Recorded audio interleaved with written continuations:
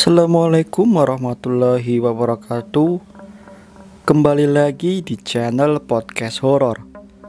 Dan kali ini kita akan melanjutkan lagi cerita tragedi bus malam part yang kedua.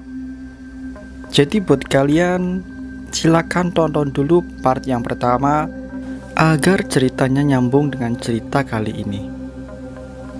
Sebelum mendengarkan cerita ini, alangkah lebih baiknya jika kita membaca basmalah terlebih dahulu. Bismillahirrohmanirrohim. Dan tak lama aku pun pamit untuk pulang pada Reza. Sepanjang di perjalanan di atas motor, aku merasakan hal tidak enak. Entah apa, tapi hati ini merasa tidak enak.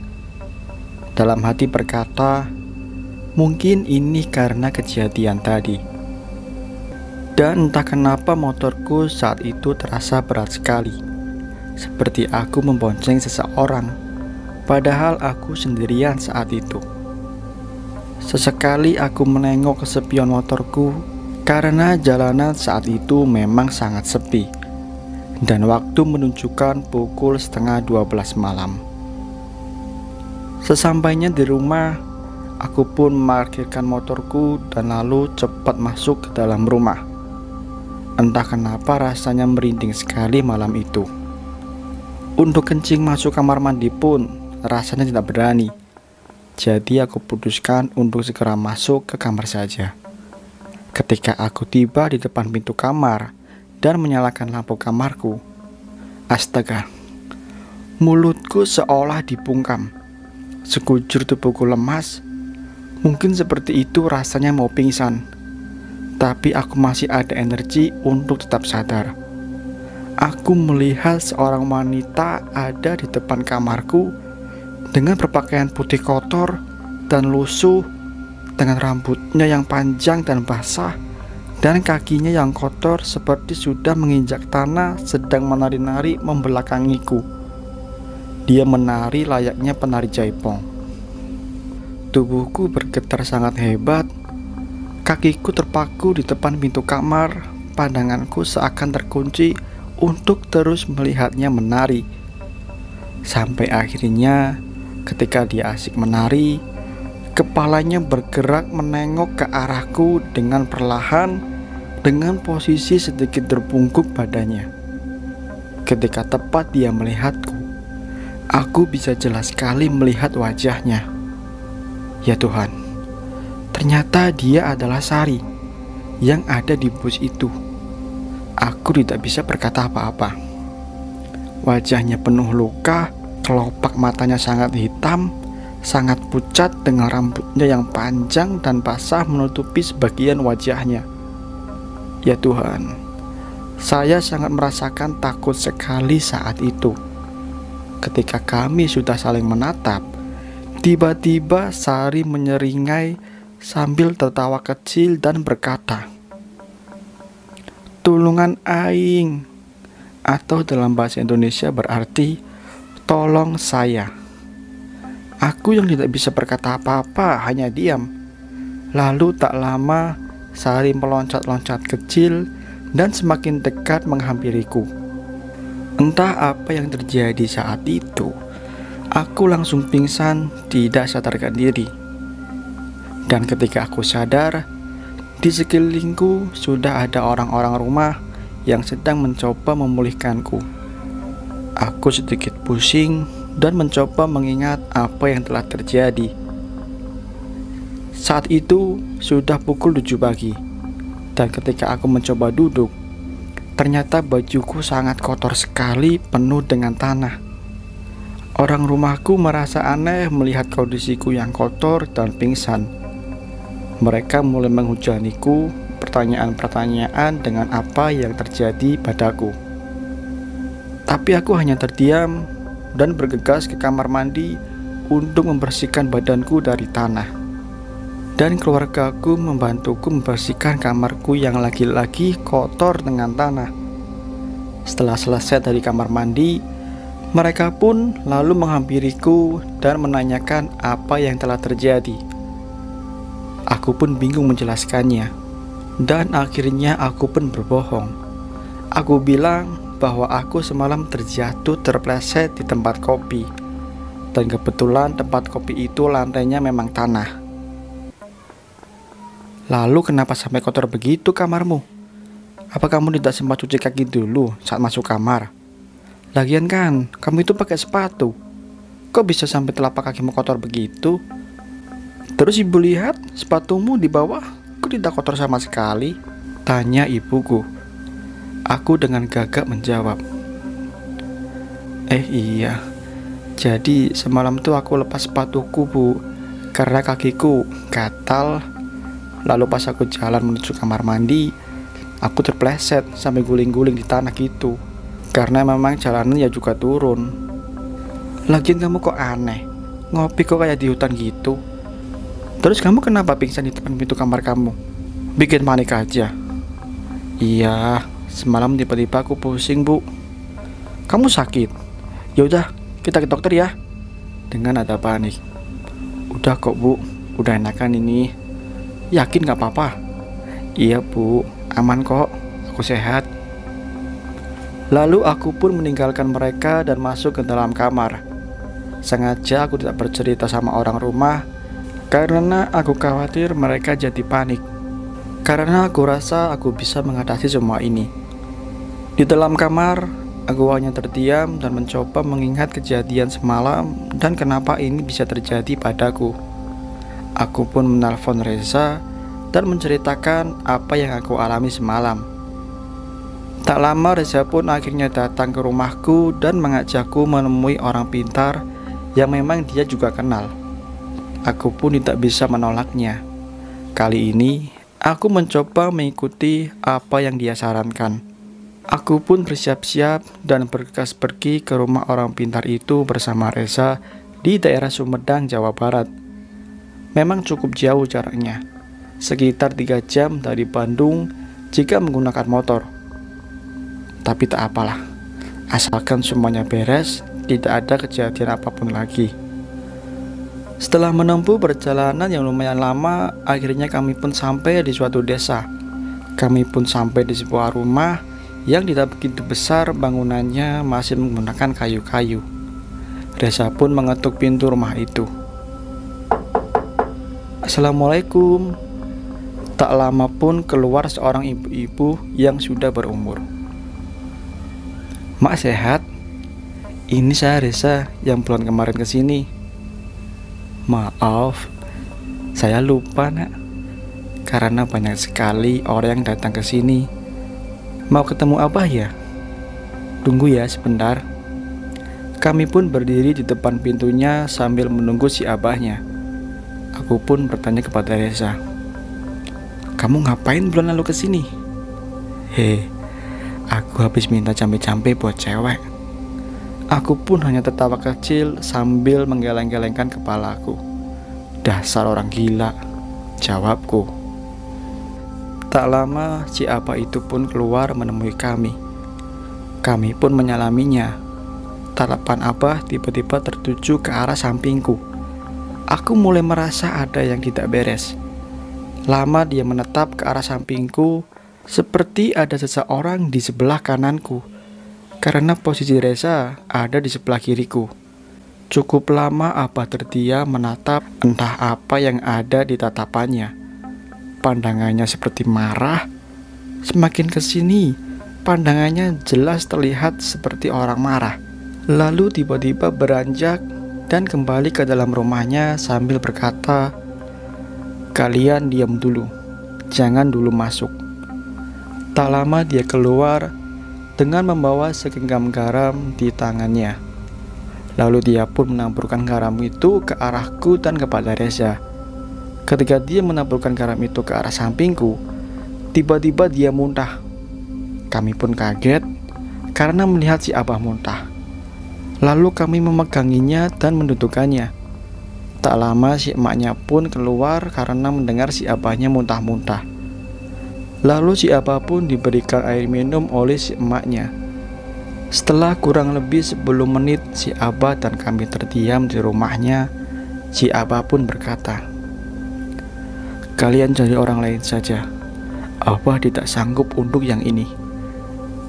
Kami yang keheranan lalu bertanya, emang sebenarnya ada apa sih bah dengan kita?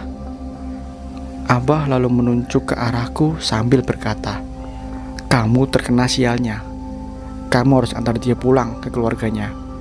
Tapi kamu harus cari tahu dulu, harus cari orang lain yang bisa mengobatin kamu. Jujur, saya tidak sanggup, jawab si Abah itu. Jujur saya bingung dan tidak tahu harus berbuat apa. Abah pun memberikan alamat yang harus kami temui. Alamat itu di daerah Kuningan, Jawa Barat. Tak pikir panjang, akhirnya kami pun melanjutkan perjalanan kami menuju Kuningan. Tibalah di desa pukul 5:30 sore. Kami pun mulai memasuki desanya dan bertanya alamat itu kepada warga setempat. Setelah kurang lebih setengah jam berputar-putar, kami pun akhirnya tiba di sebuah rumah yang dimana rumah itu cukup jauh dari rumah warga setempat, yang dimana rumah itu hanya satu-satunya di tempat itu. Rumahnya ada di antara kebun. Rumah yang sama seperti rumah si Abah yang di Sumedang, terbuat dari kayu dan tidak begitu besar. Saat itu waktu menunjukkan pukul 6 sore, tepatnya sehabis maghrib. Aku pun mulai mengetuk pintunya. Assalamualaikum. Assalamualaikum. Cukup lama saya mengetuk pintu rumahnya, tapi belum ada yang keluar untuk membukakan pintu. Akhirnya kami pun duduk dan berpikir mungkin dia sedang sholat maghrib. Ketika kami sedang duduk, tak lama terdengar suara kaki sedang berlari dengan cepat di dalam rumah. Karena lantai rumahnya terbuat dari kayu, jadi sangat terdengar dengan jelas suara orang berlari di dalam rumah itu. Brak! Tiba-tiba pintu terbuka sangat kencang. Seorang kakek tiba-tiba keluar dengan sapu lidi di tangannya, lalu memukulkan lidi itu tepat di samping saya sambil berkata, "Indit syah, guys beda alam sia ulang nggak ganggu. Pergi kamu sudah beda alam, jangan mengganggu." Kami yang merasa kaget hanya saling terdiam dan menghindar, karena kami pikir si kakek itu akan memukul kami, tapi ternyata tidak. Setelah si kakek itu memukulkan lidinya, terdengar dari jauh di balik semak-semak kebun itu suara wanita cekikikan tertawa sambil berkata, "Antarkan aing," atau antarkan saya. Sekujur tubuhku tiba-tiba merinding mendengar suara dan perkataan itu. Lalu si kakek pun mempersilahkan kami masuk ke dalam rumahnya. Tak banyak barang di rumahnya, hanya ada ruang tamu dan kamar tidur. Semua dindingnya dikelilingi bilik dan yang membuat suasana sangat dingin, karena rumah itu memakai lampu yang berwarna kuning yang sudah redup. Di rumah itu hanya ada si kakek dan nenek itu. Kami pun dipersilahkan duduk di atas karpet plastik yang sudah sangat usang. Dan tak lama, si nenek pun menyuguhkan kami teh dan ikut duduk bersama kami. Ketika aku hendak mau menceritakan apa yang aku alami, si kakek itu tiba-tiba sudah duluan membuka pembicaraan. "Andai kamu bisa lihat, kamu akan pingsan dan akan selalu menutup matamu." "Memang kenapa, kek?" "Wanita itu mengikutimu kemanapun kamu pergi. Dia akan menampakkan diri ketika malam tiba dan ketika kamu sendiri. Jika kamu tidak kuat, kamu bisa sakit. Untungnya kamu cukup kuat." Terang si kakek itu. Saya bingung kayak harus gimana. Tak lama si kakek itu pun lalu terdiam menunduk seperti membacakan doa. Dan tiba-tiba si kakek itu tertawa seperti wanita. Kepalanya meliuk-liuk dan tangannya bergerak-gerak seakan mau menari. Sontak kami pun terperanjak dari tempat duduk kami. "Tak apa-apa, duduk saja," kata si nenek. Dan kami pun duduk kembali. Si kakek itu tiba-tiba berdiri dan menari layaknya penari jaipong sambil memegangi perutnya. Dan kami hanya terdiam, tidak bisa berkata apa-apa. Si kakek itu menari sambil bernyanyi Sunda dengan nada yang pelan. Tarian dan nyanyian si kakek itu persis seperti apa yang aku lihat di kamarku saat itu. Tak lama si kakek lalu sadar dan kembali duduk. Aku pun akhirnya bernapas lega. Lalu si kakek itu pun berkata, "Kamu harus selesaikan ini karena kamu telah berjanji." "Janji apa, kek?" Aku yang sambil kebingungan. "Janji bahwa kamu akan mengantarkan dia pulang ke rumah keluarganya." Aku yang bingung mulai mengingat pada siapa aku berjanji dan akan mengantarkan pulang. Setelah cukup lama terdiam, akhirnya aku pun ingat bahwa aku akan berjanji mengantarkan Sari pulang ketika di dalam bus. Lalu aku pun menceritakan pertemuanku itu bersama Sari kepada si kakek. Si kakek hanya tersenyum, seakan dia sudah mengetahui semuanya. Lalu dia bercerita, "Saya kasih tahu ya, Sari itu bukan manusia. Dia itu makhluk halus. Dia adalah korban tabrak lari sebuah bus di daerah Wates, Jawa Tengah 15 tahun lalu. Sari adalah seorang gadis kampung. Dia adalah penari jaipong di daerahnya. Dan dia bertemu dengan seorang pria yang dimana pria itu sedang bekerja di daerahnya.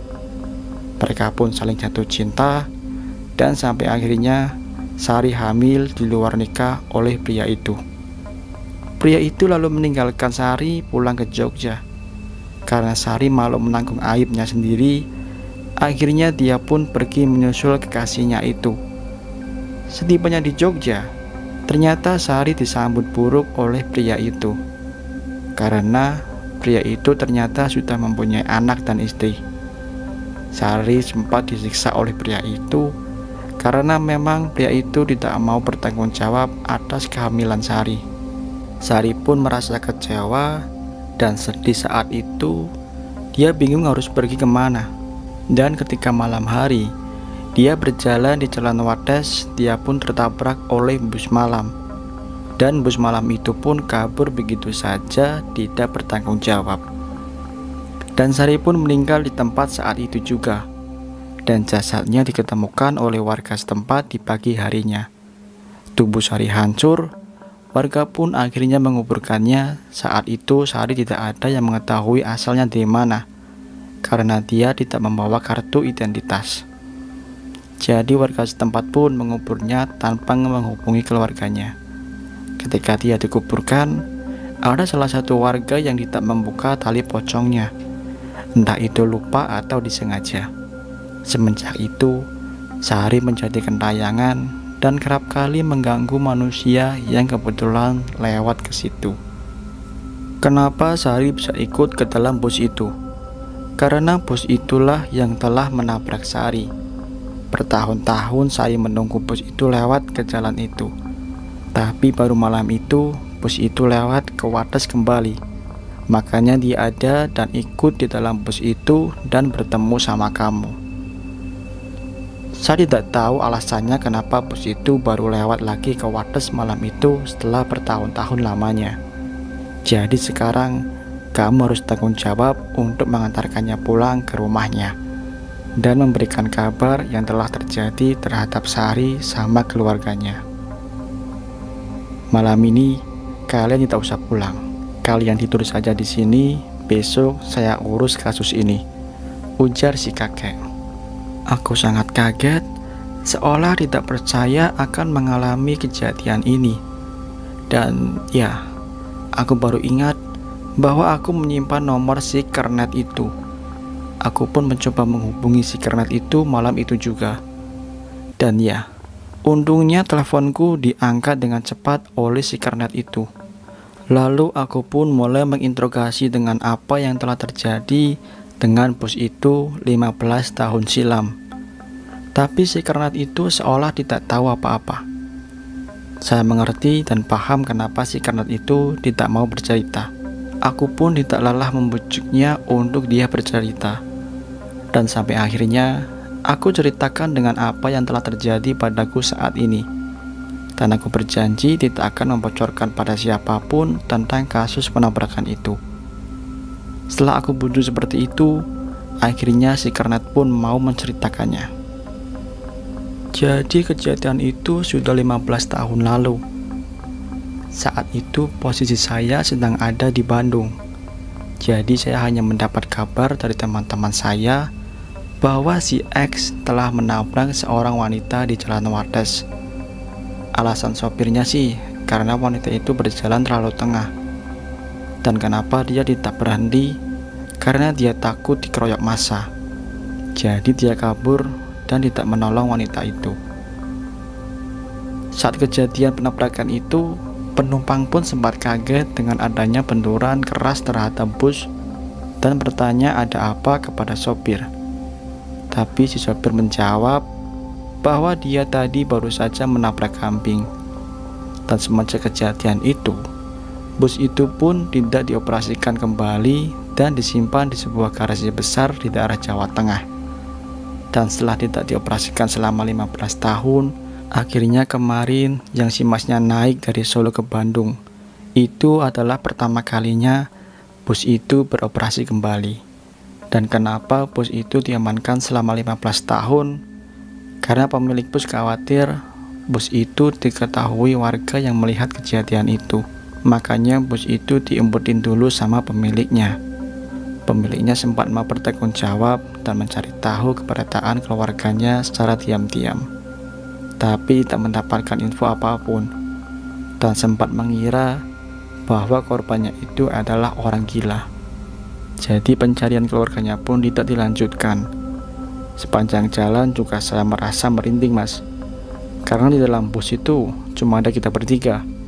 Dan ketika si masnya bilang bahwa ada penumpang lain di bus itu selain kita, Mas, saya sempat kaget dan mikir apa mungkin itu adalah korban wanita itu. Makanya saya suruh Mas untuk tetap duduk di depan dan tidak pindah lagi ke belakang.